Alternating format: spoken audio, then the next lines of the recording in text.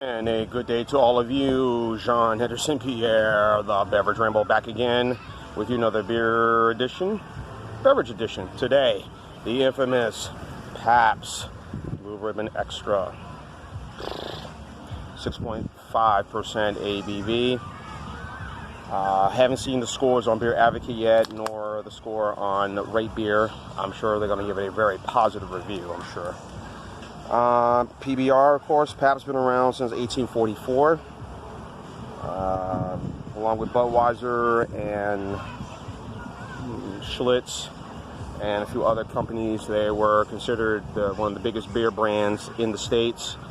I'm sure you all seen all the PBR commercials from back in the 40s, 50s, 60s, 70s. One of them with Patrick Swayze. They have gone through, like many companies, some good times and through some bad times. Also during Prohibition, they had to reinvent themselves. They got into the cheese business, where they were producing cheese. And once Prohibition had ended in 1933, they went back to selling beer and then sold off all that cheese assets, or all their cheddar or Swiss. Yeah, bad joke, I know. Sold all their assets to Kraft, and we all know what Kraft is now, one of the biggest dairy producers out there. Pabst, again, they went through some a down moment in the late 70s and 80s once the interest in light beer sort of became all the rage and all the norm. Pabst had went through some hard times. They were sold. And went through some lean years. Then the company, generally in 1985, bought Pabst, and they kind of got themselves back healthy again. And also from there, they bought a couple of other breweries like Stroh's, Schlitz Brewery, and throughout their times, Schlitz and Schmidt, and Joseph C. Schlitz Brewery, makers of Schlitz, Schmidt Brewery, makers of Schmidt beer, and a few others. By the mid-90s, late 90s or so, Pabst sort of got into a bit of a renaissance, where there were a lot of the Gen X or Generation Y, Generation X, whatever you want to call those. I guess I was part of that generation. Began to sort of relook that Pabst sort of becomes sort of a hip thing to drink Pabst Blue Ribbon again. Pabst was the beer of choice now. Pabst had done a light beer too, Pabst Light, but I don't think that it never really caught on, never was that successful. And I think they also did an ice beer too, when the ice beer age sort of really began in the mid-90s. So, yeah, Pabst, so not only with that beer, but also Miller High Life also became quite popular again. Old Milwaukee Light. As we get into the early 2000s and the late 90s, early 2000s or so, and even going into the mid 2000s, those sort of beers where it became all the rage, particularly when we went through the Great Recession, when people were still buying craft beer, but they were not buying the big boys anymore. They were buying more of the cheaper beers. They're buying craft beers, they're buying Bud, but also they started to look at buying Natural Light and Bud, PBR, Miller High Life Light. So a lot of those beers that were considered not interesting or defunct, Natty and Busch still had their popularity, and so the Keystone Light, but they were budgeted. But now buying PBR again, and buying Old Milwaukee Light, and buying Schlitz, so it became hip and fun again. So, and as of now, you can see why the prices are kind of high when you go to a store and when you want to buy Miller High Life. It's not the same price as it once was. Again, depends on the city and state that you live in. So prices could be a bit higher, prices could be a bit lower. Kind of how it goes. Oops, I spilled my beer. So now we've arrived here now. Pabst have done very well, and if you've noticed when you go into a store, you see Pabst has sort of changed some of the looks of their cans, going back to some of the original look of their beers.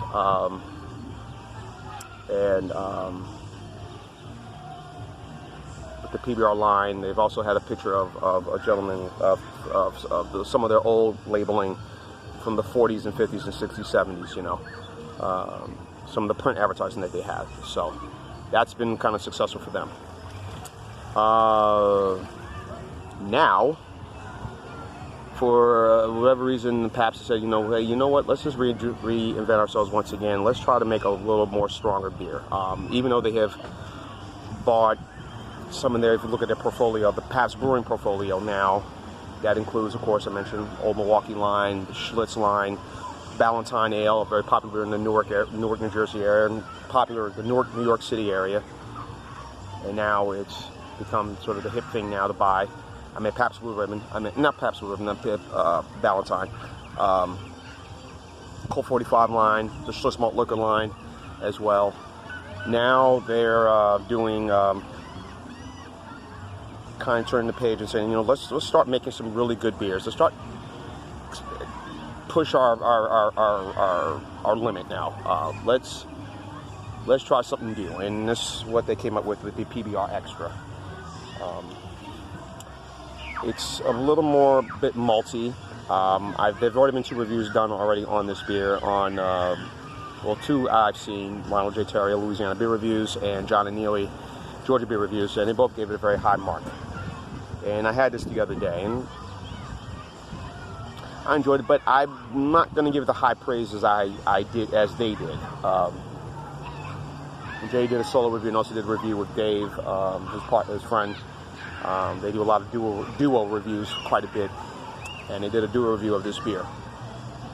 It has the same complexities and scent, a bit hop characteristics towards this, like the PBR. And the PBR is 4.7, I think. This is 6.5, so.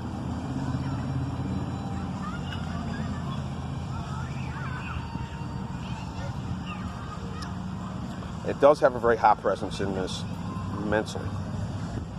But I'm not getting that sort of champagne or maybe wine taste to it.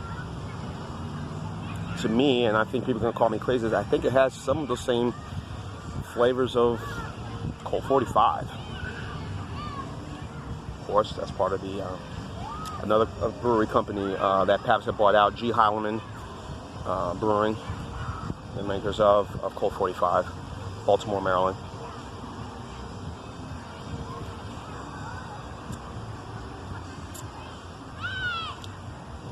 Nice and just sweetness to this. I'm not going to make this look at this as it is an extra strong beer, but I'm not going to put in the category of a malt liquor or extra strong high gravity brew. I think this is as a lager, a strong lager, but and Colt 45 is 5.6, but I think this has some of the same complexities. No, Colt 45 is 5.6 or 5.7. 5.9, I'm not sure Colt 45 is, but it's under 6%. And that's also another legendary beer as well. That's also has seemed to also find its renaissance now. I think there was word at Billy D they were going to start doing commercials, and Billy D Williams, the original, of course, the most well-known pitchman for Colt 45. Colt 45 works every time. Seemed that the word they was going to start putting those advertisements back on TV again with his face. And I think Dave, when they did do a review of the Colt 45, Dave really was praising that beer a lot. Like, you know, wow, this is so, man, this and that, and saying that had these breweries, Pabst, which owns the company, can make some really good quality beers that are almost like craft-like, or sort of kind of put craft beer brewers on notice that, hey, we can make good, solid beers that even the craft beer drinkers will say, hey, this is a pretty damn good beer. And he made some kind of interesting points on that in that video. And I think that's what Pabst is trying to do right now. I mean, they've always done that. PBR is still just a classic American lager, as good as it gets. Yeah, super cold. Yeah, I've had this in my cooler, and I've kept it there throughout most of the evening. even this afternoon. Now I'm taping this. Super cold is to have this. Not warm at all. This is not, or at a refrigerated temperature. I mean, you would drink this like you would drink a King Cobra or a Mickey's Fine Walker. Put it in the freezer for a good amount of time and make sure it's super ice cold. And this is, and it will warm up, and it's starting to. A very warm day today.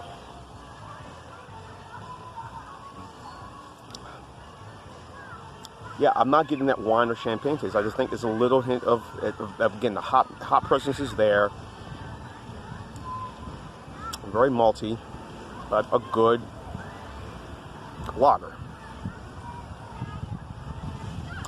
I'm not going to say malt liquor, but a good lager.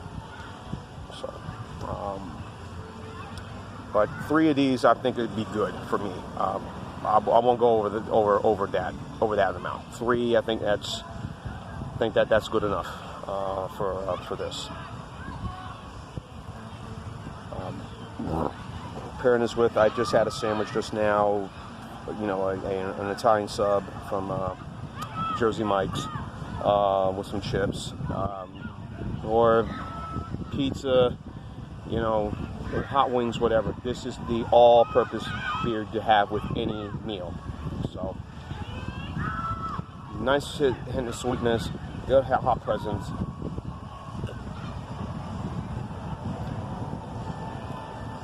Yeah, I'm enjoying it, but I'm not gonna give it a super high mark on this.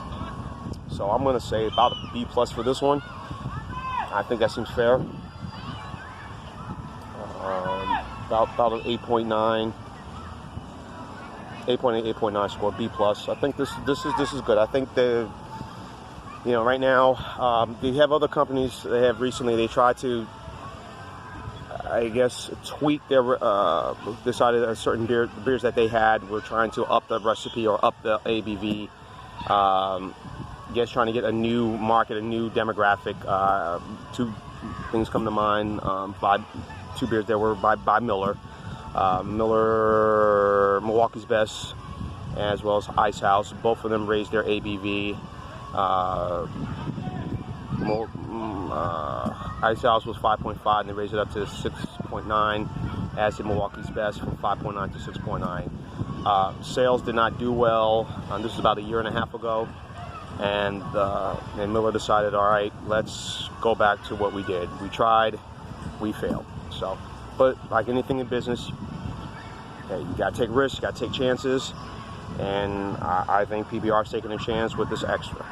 Just like right now, they're doing PBR is doing a non-alcoholic beer right now, and of course they're also doing the PBR Easy, which is a low-calorie beer, sort of in response to the, I guess, Michelob Ultra, or other maybe other European light beers that have a lower ABV but seem to have a lot more flavor to them.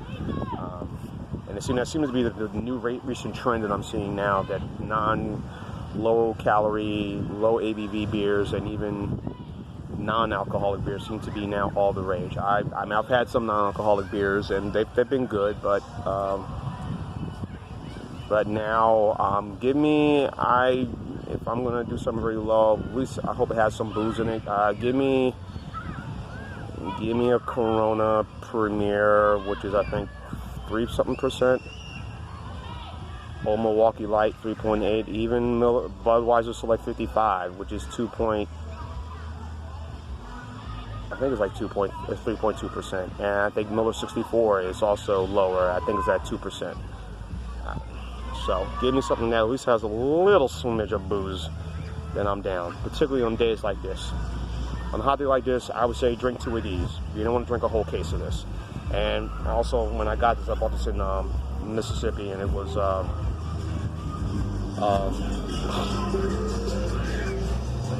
real cheap. I got it for $8.99 for a 12-pack. Plus tax came into 9-something and change. So beers in Mississippi was cheap. And also the beer finder for Pabst really came in handy for me, because it was only there. Because there was one place I checked. It was like 10 minutes away from me, they didn't have it, so I said, all right, well, I really want to make the trip to Pascagoula, Mississippi, and it's only 20 minutes away, so I did, and got it, and $8.99. It was a lot cheap. I paid for it on gas, but I already had a full tank. But anyway, I'm going over my time blabbling on this. So yeah, this is a good lager. But I'm gonna give it but I won't give it a high an A. I'm gonna be fair about B plus. This is my feeling on it. 8.99 score. About a B plus for the PBR Extra. Hopefully this will be a success. Again, you know, Pabst is taking a chance on it, but if it's success, great. If not, then oh well, we will see. So that is my score. 8.9 B plus score for the Pabst Blue Ribbon Extra. And Jean Henderson Pierre, the Beverage Ramble. Tune, keep on watching. Always cheers. Live, laugh, and love. Bang. PBR Extra, extra, extra. Yeah, yeah, yeah, yeah.